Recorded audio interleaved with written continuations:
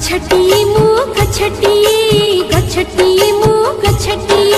तुमरी घरर पिलटी तुमरी घरर पिलटी